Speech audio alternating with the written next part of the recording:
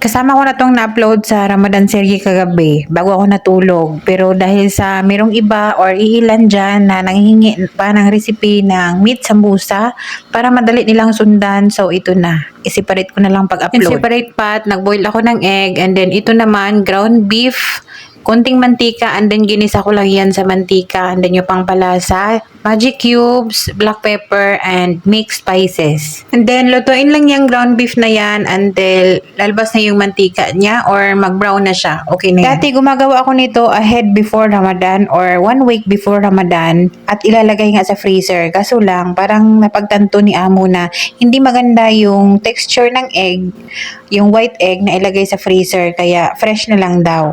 And then nung natapos na yung boiled egg and then okay na yung ground meat, nag-chop ako ng chives and dill. Chinap ko lang and then nilagay pati yung small cut na boiled egg. Chinap ko yan na maliliit. Small cut nga maliliit. Then pina-cool down ko na yan ng very light bago ako nagbalot. So yung binalot ko dyan, tama lang yan para kahapon or kagabi pala.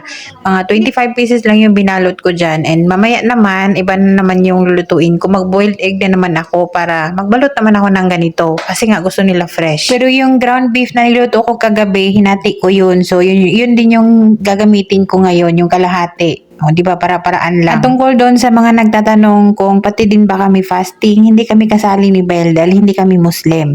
Yung ibang mga kadama dito or ibang mga workers dito, mga kababayan natin na Muslim, yes po, kasama sila sa fasting. So, dito sa bahay, yung dalawang maliliit dahil hindi pa sila kasama sa fasting, kasama namin silang kumain dito sa Dirty Kitchen. Dito kasi, yung suhor nila, sila na ang bahala doon. It's either kakain sila ng sandwiches or kainin nila yung leftover kung mayroon mga leftover na sambusa or yung main dish. Kagabi, yung main dish na kabsa ay meron pang leftover yun.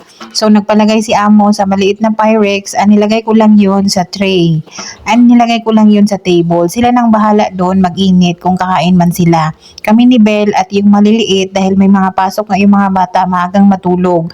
Mga 11 ata nakaakyat na kami.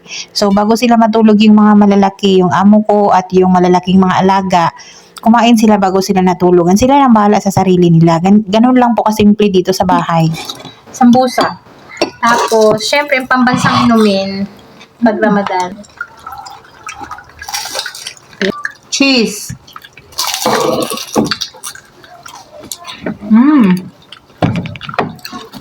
Tuwang-tuwa yung mga amo sa food. Baga prito ng tama-tama lang. Yung salad. Nalutong pa yung